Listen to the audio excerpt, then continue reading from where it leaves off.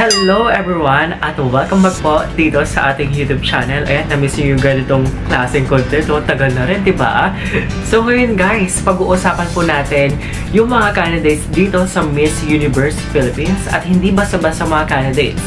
Ito yung mga candidates na sa tingin ko ay pwedeng makakuha ng crown this year sa Miss Universe Philippines. At saka guys, i-consider din natin yung mga mga candidates na nananahimik na baka mamaya gulatin tayo, no? Kagaya last year, no? Kasi si Chelsea Manalo sa ating mga predictions or mga hot picks last year, laging nasa top 10 lang. Pero during the coronation night, gulat na gulat ang lahat. Kaya ngayon guys, tingin-tingin talaga ako. Every time nagko-cover ako, baka mamaya meron pala dyan sa gilid-gilid na hindi pala natin napapansin. At ito rin yung vlog natin na talagang critical talaga tayo sa pag-vlog. Kasi yung mga una medyo pa-baby girl lang tayo, di ba? More on storytelling lang. Pero ngayon talagang yung dapat i-call out, i-call out natin. So, yan. Okay, start na tayo guys. Ganun kabilis. Kasi bawal yung intro natin nung mga nakaraan kasi nga makaka-copyright tayo. At saka, napapasin ko, no, mas maganda tayo sa ganitong camera. Kaso kasi ang hirap kasing gumawa ng mga vlog like this kasi ang tagal i-edit. Pa nagla-live tayo. Oh, tapos na. Okay. Start na talaga. Unahin natin, syempre naman, Atisa Manalo. Isa talaga to sa tinitingnan talaga natin na pwedeng mag-uwi ng corona this year sa Miss Universe Philippines, di ba? Kasi kung beauty, wala na tayo pag-uusapan dyan, di ba? Tapos yung kanyang pasarela, kasi she's a beauty pageant veteran, no? At saka guys, di ba, napapansin nyo, nung mga nakaraang live ko, parang, naiinis pa rin ako sa Cosmo. Sabi ko, ay, nakakaisip Cosmo yan kasi nga, sa ginawa nila kay Atisa. But, napag-isip-isip ko na, oo nga naman, no? Kasi kung hindi nalotlot si Atisa last year sa Miss Cosmo, edi sana walang Atisa ngayon na nakikipagpuksaan sa Miss Universe Philippines at merong chance para i-represent ang Pilipinas sa Miss Universe, di ba? So sabi ko, ay, oo nga, baka talagang timing talaga, no? Tsaka guys, kita nyo, kung maaalala nyo yung vlog natin, yung live natin, nung unang-una pa, nung hindi nag-push through si Maureen Montaigne as the representative of Quezon Province sa Miss Universe, Miss Universe Philippines. Kung mapapansin nyo, sabi ko doon, baka mamaya, kaya siguro hindi na tuloy si Maureen Montaigne, baka mamaya unti-unti na nag-aalay ng stars ng universe sa mananalong Miss Universe Philippines this year. And then nagkakulitan tayo kasi si Atisa ay nag-compete ulit kasi kung hindi umurin si Maureen Montaigne, edi sana walang Atisa Manalo na magre-represent sa Quezon Province. Kasi kita nyo guys, after ng Cosmo, after yung kay Maureen Montaigne, so ayan na, andyan na si Atisa Manalo, diba? So, tingnan natin kung sa kanya talaga this year. At saka guys, doon naman sa kailangan i-improve ni Atisa, napapansin ko kasi si Atisa this year, iba yung atake, diba? More on low-key. So, binalik niya yung Atisa noong 2018. Kasi kung mapapansin nyo guys, last year, press presentation pa lang, laban na laban talaga si Atisa. As in, sa styling, tapos lahat ng mga media na gustong interview siya, nagpapa-interview siya. This year, low-key lang talaga siya, no? Fresh-freshan lang, diba? Tapos, makita nyo yung kanyang makeup, hindi ganun kataas. And then, kung dati talagang gigil talaga siya sa mga interviews, this time, parang 50% na siguro yung effort niya. Parang after the event, umuwi na siya, ganun. At saka guys, kung mapapansin nyo din last year, since gigil si Atisa noon, parang every time na may mga events, activities, lagi siyang laban na laban. So parang nawala yung element of surprise ng preliminary competition at saka coronation night. At alam naman natin dito sa Miss Universe Philippines, parang nagiging trend dito yung kailangan meron ka element of surprise. So this year, ganito yung approach siya, parang nangihina, ganyan, parang ang lungkot lagi. Kasi nga, I think ganito yung strategy niya dun sa mismong pinaka-importanteng laban sa preliminary competition at saka sa coronation. At kumbaga, dun niya siguro ilalabas talaga yung todo. Again, ito yung tinatawag nating know when to pick. At nag-work naman siya sa tamang kandidata. Pero kung ikaw yung candidate na talagang hindi ko talaga kilala, nakote. Bawal sa yung ganitong strategy na know when to pick. Tapos, sa communication skills, sabi ko magiging critical tayo, di ba? Pag mga interviews, ayan, casual interviews, or makausap mo si Atisa Manalo, okay yung kanyang communication skills. However, pagka andun na stage wherein andyan ang pressure, andyan na ang adrenaline rush, kung mapapansin nyo, dun talaga siya nawawala, di ba? Kasi Binibining Pilipinas, nakita naman natin nakapag-deliver naman siya ng may sense naman talaga na answer, pero yung pagka-deliver, hindi ganun ka-flawless. Sa Miss International, understandable naman na maganda kasi nga memorized speech naman doon. Last year, di ba, nasa top 5 na si Atisa Manalo, parang hindi niya tayo nabigyan ng ganun ka na answer. And ito nga, dito sa Hello Glow, na casual interview lang, tapos parang outdoor, indoor, hindi pa niya na-express maigi yung kanyang sarili. So, I think, ang nagiging problem talaga ni Atisa kapag nasa stage na siya, dun siya na sa Q&A, di ba? Pero pagka yung mga interviews, ambush interview, okay na okay siya dyan. So, ayan talaga ang dapat natin batayan. Kasi for sure, Atisa Manalo, siya talaga yung the one to beat. But, baka mamaya, masilat na naman siya dahil sa Q&A. So, ang kailangan talaga ni Atisa ay i-practice talaga yung sarili niya pagka andyan yung pressure tsaka yung adrenaline rush. Kasi baka maratel na naman siya, diba? Pero overall, napakalakas talaga na candidate ni Atisa. Isa pa, Miss Universe this year ay sa Thailand. At kilalang kilala dyan si Atisa at gustong gusto siya ng mga Thai people.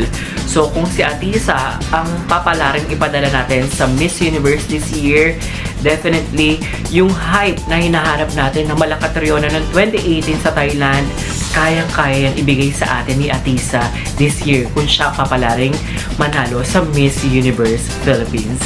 Ayan, after Atisa, sa tingin ko, ito yung isa sa pinakamalapit na kalaban ni Atisa. Kumbaga, ito yung mahigpit talaga ng kalaban niya. Nasisira sa pangarap ng mga fans ni Atisa. Siya ay si Eloisa ng Laguna. Itong babae na to, every time na nakikita ko talaga siya sa personal, meron talaga siyang X-factor. Kumbaga, para siyang prototype ni Ariela Arida, and then Bea Gomez. So, yung combination siya kasi yung face at saka yung proportions. Tapos, sabi na sa proportions, nakita niyo naman kung paano yung rumampa, di ba? Ang haba ng legs, ang lakas ng stage presence. Kumbaga, ito yung pinaka-traditional beauty queen na mga nilalaban natin before pa, di ba? So, kahit anong pageant to, kahit ang may hawak ay Binibining Pilipinas, suwak na suwak talaga si Eloisa. And doon naman sa kanyang communication skills, okay na, pero syempre dito sa ating, sa Philippine settings, di ba? Ang mga Pilipino talaga, kapag hindi ka nakapag-deliver ng talagang panalong answer, mako-question talaga yung pagkapanalo mo, di ba? So, ayun. For Eloisa, siguro, wala akong masyadong ma-comment sa kanya kasi nga, every time nakikita ko siya, almost perfect na candidate talaga for Miss Universe. Siguro, lang, kung siya ba talaga yung bagay na ilaban sa Thailand? Or, siguro baka mag-runner-up muna, pwede pa siya next year kasi bata pa to, diba? And, napapansin ko rin si Eloisa, nung una sabi ko, ay, parang naman si Eloisa, parang ang hina niya sa facial expressions kasi parang hindi sumasabay sa galaw ng katawan niya kasi alam naman yung pasarela, lakas, diba? But yung her face, hindi sumasabay, kumbaga parang kulang kasi nga model siya, diba? Alam naman pag model, blanco talaga dapat ang face. Pero recently, napapansin ko, ay, ang landi-landi na ng ate mo, may fierce na siya, ayan. So, nag-i-improve si Eloisa, kumbaga nag-i-evolve tong candidate na to. Kaya nga sabi ko, ito yung pinakamalapit na kalaban ni Atisa because sa lahat ng na-observan ko, nakakatakot talaga siya. Okay, next. Winwin Marquez, diba? Kung time na ba magpadala ng galing sa inclusive group, why not? Winwin, diba? Something na talagang na-appreciate ko talaga kay Winwin, hindi siya yung maere. Kasi, nag-observe din ako sa mga candidates kapag meron kami mga events, ganyan. Si Winwin kasi, di ba, nanalo na siya before ng international title. Pero ngayon sa Miss Universe Philippines, nag-back to zero talaga siya. Talagang Filipino na siya ay isang candidate. Hindi siya yung, ganito na ako, ganyan na ako. So, dapat ako yung pinapansin. Hindi. Talagang, napaka-humble. Tapos sa beauty, kung gusto natin ng Pinay na Pinay ang napedala, naku, pwede talaga si Winwin. Tapos communication skills, relatability, lahat. Actually, total package talaga si Winwin. Ang usually inaano lang sa kanya yung height niya. Pero guys, kita niyo naman, pag yan rumampa na, hindi na problema ang height kasi napakalakas ng stage presence niyan. Kumbaga, ang magiging pagkapanalo ni Winwin Marquez ay depende talaga sa mga judges this year. Kung siya ba yung bet, ganyan. Kasi sabi nga natin, kahit gaano ka pa kagaling na candidate, lahat na talaga ng mga technical aspects, kaya meron ka, pero sa judges pa rin talaga. So kung siya yung bet ng mga judge this year na ipadala sa Miss Universe, wala akong problema kasi Winwin Marquez yan talagang may napatunayan na. Eto, inaay ko talaga tong candidate na to, si Pasay, si Amanda. Diba sabi ko sa inyo guys, si Amanda hindi talaga giving talaga sa mga social media platforms niya, di ba? Kasi sa mga photos and videos, hindi maganda yung mga materials. Alam naman natin yan. Pero di ba, na-justify naman niya nung Hello Glow, di ba? Kung nagpunta kayo doon, 10 times ang ganda ni Amanda. At saka ma-appreciate mo lalo yung kanyang beauty kasi makikita mo ang tangkad, ang linis ng mukha, ang kinis ng balat. Grabe. Isa pa, syempre, di ba dapat i-represent niya yung Filipino community. So, si Amanda ay hindi ganun kagaling mag-Tagalog. Pero, pinipilit niya, nakakaintindi siya. Tapos, malakas ang stage presence. Magaling din magsalita. Tapos, relatable. Alam mo yun, kasi kung makikita niyo sa mga recent activities ng Miss Universe Philippines, pagka dinudumog siya ng mga fans, talagang nag-e-effort talaga siya makipag-interact, ganyan. Alam mong malakas kasi nga 'di ba, lagi siya napipili talaga kapag may mga events, no? Lagi siyang pasok sa top 10, ganyan, sa top 3, 'di ba? So, dapat natin itong talagang bantayan si Amanda kasi sa ngayon andun siya sa nasa top 10 siya, ganyan, yung mga ranking niya sa mga pageant pages, pero for sure, kayang-kaya niyang umabot ng top 5. Baka mamaya, maging surprise winner pa natin, no? At hindi malabo yun sa Miss Universe Philippines. Actually, ni-imagine ko siya, magsusuot siya ng royal blue na gown. Parang yung cut ng gown ni Paulina Vega, ganun. Tapos royal blue, ganyan. Sabi ko nga, di ba, nagiging problema lang ni Amanda, of course, yung mga materials talaga sa social media. Talagang hindi siya giving. Pero kasi, di ba, dapat naman talaga sa personal at saka sa screen, maganda ka talaga dapat, no? Since sa features ng face ni Amanda, napakaganda talaga niyan, di ba? Ganda-ganda ng mukha niyan. Actually, parang nga siyang para siyang Korean, yung mukha niya. Tsaka si skin din, di ba? Naalala ko sa kanya kilala niyo ba si Lady Michelle sa Queen Shondok? Hindi ba sila magkamukha, pero magka-vibe. Kumbaga yung facial expression, ganyan. Ganyan na ganyan. Yung ganitong klaseng kasing features, parang Korean, parang ang hirap niyan, ang hirap make-upan, di ba? So, may mga certain makeup lang na, or ayos ang dapat lang kay Amanda. Hindi yung kagaya nila Atisa, nila Eloisa na pwede mong paglaruan. So, kung makikita nyo si Amanda, guys, from the beginning, yung makeup niya hanggang ngayon, ganun pa rin. Kasi nga, alam ng mga makeup artists na yung ganitong klaseng eyes, ganyan, mala Korean features, ang hirap lagi ng eyeshadow, ganyan. So, kung tutungkilan mo yan, halatang may ginawa kang effort doon, di ba? So, okay lang naman yun kasi napakaganda naman talaga ni Amanda. Hindi lang nagiging playful sa styling kasi nga because of her features. Siguro, bawi na lang sa hair. So, yan. Okay, next candidate naman na possible winner ay si Iliana Marie Aduana ng Sinaloan. Ayan, si Iliana naman kasi parang parang mag-aantay na lang tayo. Yung parang comment ko kay CJ Opiasa sa Miss Grand International kasi lahat naman talaga ng technical aspects, meron talaga si Iliana. Kumbaga, mag-aantay na lang tayo kung siya ba talaga yung itinadhana para maging Miss Universe Philippines kasi si Iliana maganda. magaling magsalita, ang ganda ng proportions, ang ganda ng katawan, magandang advocacy. As in, lahat na. lahat na ng kinakailangan para i-represent ang Pilipinas sa Miss Universe. Meron si Iliana. So, antayin talaga natin yung kanyang fate. Siguro, ang suggestion ko lang kay Iliana, i-enjoy niya yung kanyang journey dito sa Miss Universe Philippines. Kasi, since si Iliana ay laging plakado, tapos, parang lagi siya naka-ayos maigi, parang laging perfect, nakikita ko siya sa mga event, parang makikita mo na siya parang perfectionist, ganun. So, parang may time na parang nakikita niyo parang hindi niya masyado na-enjoy kasi nga parang laging parang siyang lagi nasa competition kahit yung event lang ay chill lang. So, yun lang. Sana i-enjoy lang ni Iliana yung kanyang journey.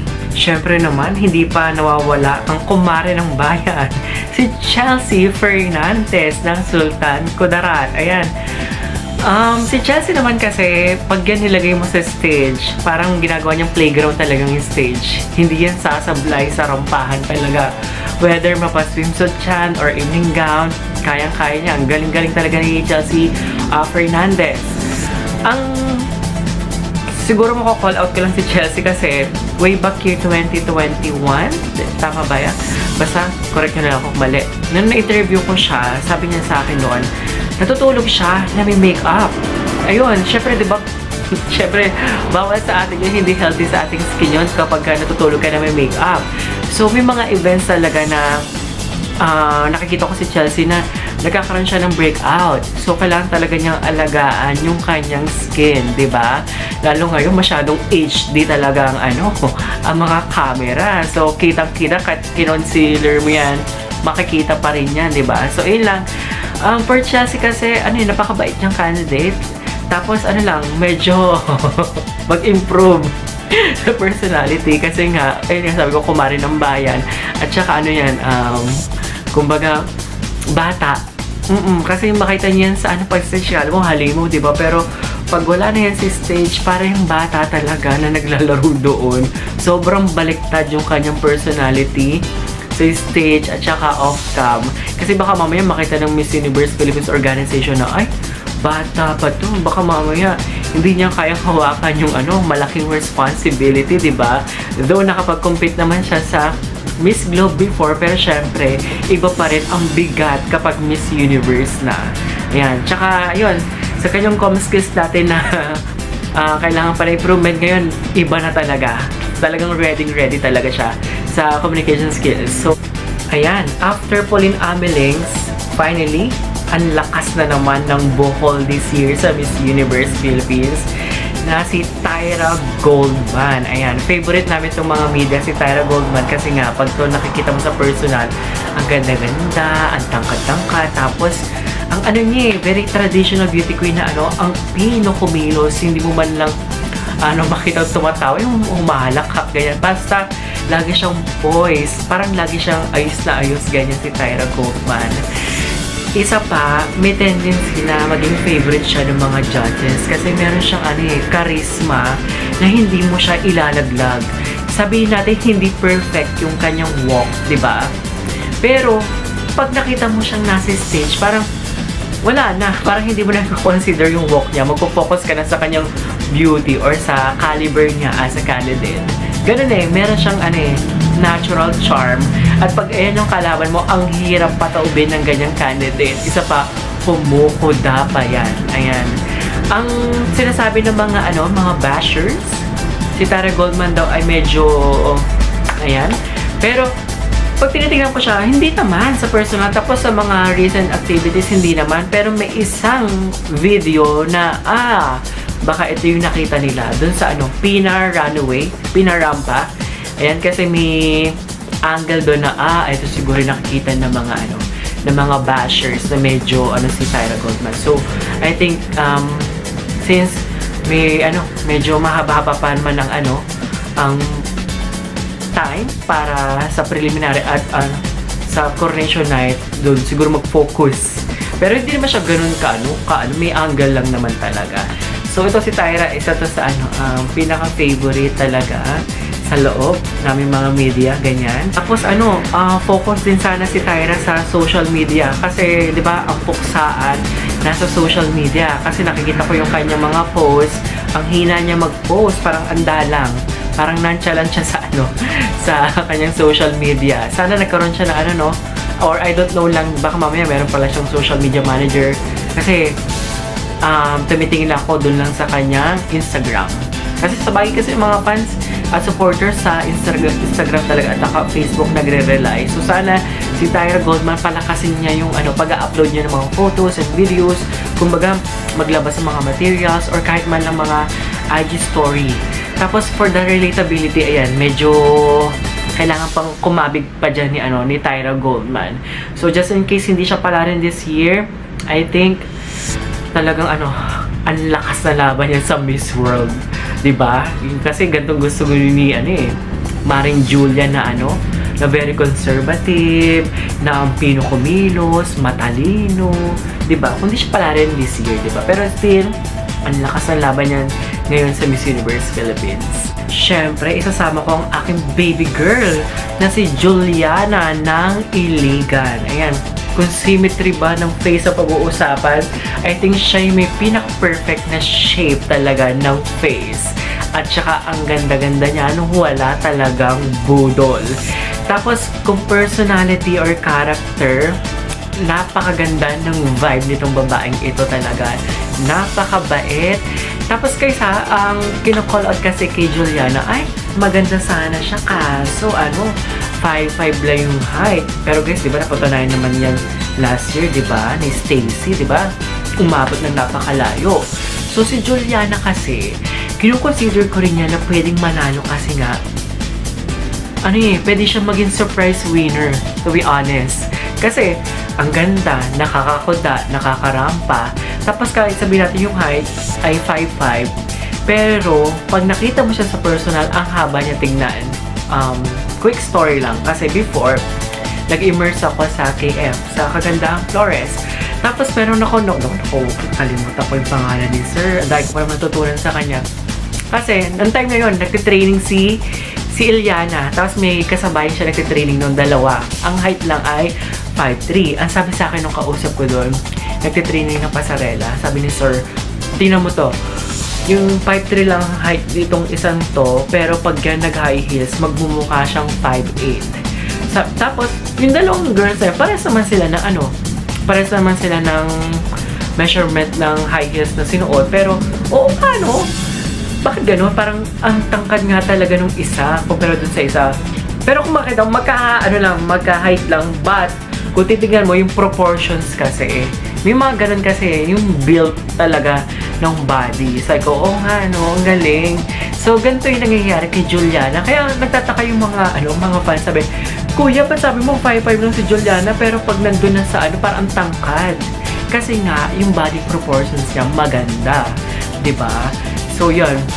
Yung beauty kasi nito parang siya pinaputing Isabel Daza. Yan. Ang ganda-gandang babae niya ni Juliana. So, hindi ako nawawala ng tiwala sa kanya. Pwede siyang maging surprise winner din talaga. Siyempre, hindi natin pwede tanggalin ng Baguio, no? Parang sa Miss Universe Philippines, parang talaga ang Baguio. Parang malakas ang sash factor kasi kita niyo naman yung mga girls na pinapadala nila sa recent years, talagang laging nasa top 5, nakokoronahan talaga, no? Kahit hindi pa naman nila nasisilat yung main crown or Miss Universe Philippines crown, pero still lagi silang nasa top 5. Kundi top 5, top 10, di ba? Genesis Natuga, top 10. Krishna Gravides, umabot ng 3, di ba? Tapos si Tara Valencia, umabot ng top 5 sa supranational, di ba? Tapos ito si Gwen naman, ang ganda na naman ni Gwen. Ang ganda na naman panlaban ng Baguio. Ano mo meron dyan? So si Gwen naman, pwede rin to talaga. Pwedeng-pwede. Isa pa, ang mukha nito kasi Barbihan, lalo sa forehead niya. Ganda-ganda ng forehead dito, parang pang Barbie. Isa pa ka-prototype niya si Sushata Opa. O si Opal, Sushata ng Thailand. Yung representative ng Thailand sa Miss Universe nung 2024, di ba? So, yung gantong face, bebenta talaga to sa Thailand, no? Tapos styling, maganda ang face, tapos napaka-vibrant ng kanyang personality. Kumbaga napaka-casual lang, ganyan. Hindi siya yung parang minsan hindi niya na-feel na isa siyang beauty queen. So, yun. For Gwen, parang wala naman ako masyadong negative comment kasi based sa aking observation, puro positive talaga, napakaganda. So, parang win-win to. Judge's decision kung siya ba talaga yung babebetan, di ba? Tsaka ang lakas din niya sa social media, tsaka yung mga materials, sa bagay kasi Baguio eh. Alam na nila yung galawan talaga sa Miss Universe Philippines na kailangan malakas ka talaga sa social media at bongga talaga ang mga materials. Kumaga, pinagkakagastusan talaga at hindi pucho-pucho ang inilalabas. So, definitely, kayang-kaya ng Baguio this year. Siyempre, isa pang lugar na meron such factor sa Miss Universe Philippines ay ang Cebu City, di ba? Kasi nga, nalalo na sila ng Miss Universe Philippines nitong kay Bea at kay Gazina Ganados. Isa pa, syempre, yung mga beauty queens from Cebu. Ang dami nating mga beauty queens from Cebu na pinapadala sa international stage. Ito naman si Gabby Carballo. Ayan, isa to sa inaay ko talaga una pa lang kasi nga maganda ang credentials. Tapos para tong para siyang si Amanda ng Pasay na kailangan mo rin siya makita sa personal para mas lalo mo siyang ma-appreciate, 'di ba? Kasi si Gabby parang hindi rin masyado giving siya sa mga photos and videos, pero sa personal, ayan, ang ganda. Morena beauty, maganda ang credentials because she's a doctor, tapos napaka-conservative. Tapos kung pag-uusapan natin yung pagalingan talaga sa com skills, i-rank number 1 ko talaga si Gabby Carballo. So nakakatakot ito pag to umabot ng top 5. Kasi ito talaga yung natural talagang talino. Parang kumbaga hindi siya tinitrain. Kumbaga based sa experience talaga kung bakit siya ganito kagaling talaga sa communication skills. Plus, meron siyang podcast. So, nakakatakot to sa closer interview, ganyan. Pero titignan natin, subak ba si Gabby sa era na to ng Miss Universe? Kasi kung tutuusin, napakalakas talaga ni Gabby Carballo kung i-consider natin yung IMG era. Kasi definitely lahat ng boxes na checkan talaga ni Gabby Carballo kapag ka IMG era. Kasi napaka-importante talagang credentials. Dapat magandang image, diba? Magaling sa com skills, maganda. Ayan, Gabby Carballo. And yung mga yung approach niya din actually, yung pasarela niya, no? Talagang pang IMG. Kung nakita niyo yung strides, lalo dito sa pinarampa, ang galing niya doon. Nasa top 5 ko siya doon actually sa pinarampa. Kaso, tinawad ako mag-upload ng ng photos or videos regarding sa pinarampa. Ayan.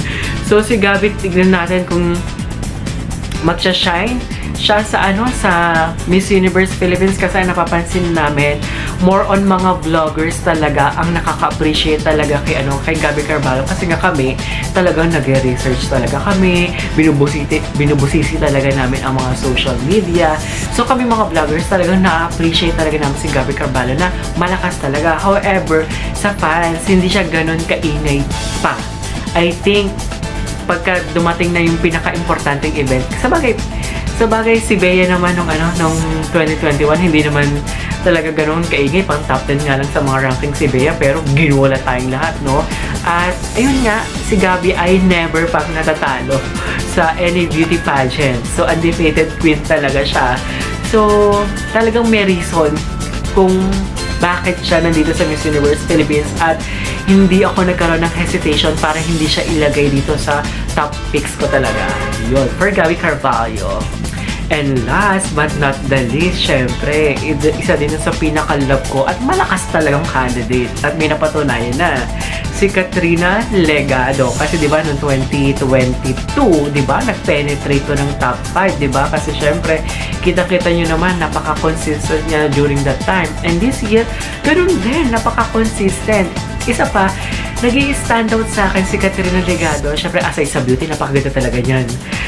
Iba yung kanyang personality eh. I mean, parang sa mga candidates, siya yung may something na nag-i-stand out talaga yung character niya. Lalo pa nag-i-interview ko. Iba yung vibe niya. Parang, ang sarap niyang kasama, ganyan. Tapos may mga gestures na siya lang merong ganon. Parang, gumaganon-ganon siya. Parang tuwatango-tango siya. Tapos pag makakasalbo mo, magbibeso siya agad sa'yo. Tapos, yung yung eye contact niya talaga, nakikipag-eye contact talaga siya. Tapos talagang siya, game na game. Kumbaga para siyang si Tara last year. Pag aura ka, aura talaga yan. Tapos ako, di ba, hindi naman ako magaling kumuha ng mga photos and videos. Pero pag si Katrina Legado, ganyan-ganyan, parang effortless. Ang ganda, walang anggulong pangit. So, hindi ako magtataka kung ipapadala natin yan sa Miss Universe. Pero kung hindi pa pala rin, I think siya yung pinakamalakas when it comes sa supranational na title. Diba? Siyempre, diba, hindi naman lang universe title ang kinoconsider natin sa Miss Universe Philippines. May iba pa, diba? So, baka mamaya, pwede pala rin si Katrina Legado, supra siya. Kasi siya talaga yung nasa top. Ayan. Kaya, yun nga lang yun. Parang hindi mo siya, parang ang hirap niyang tanggalin sa top 5. Parang, nakapako na din siya dyan. Kasi basta gusto ko talaga siya at gusto rin siya ng mga fans. At napakabait. Wala man lang ako nababalita na, ay, maldita to. Wala talaga, guys. Napakabait na ni Katrina Legado. So, yun lang, guys. I hope na nag-enjoy naman kayo sa ating vlog ngayon. Kasi pinifilm ko siya Sunday ngayon.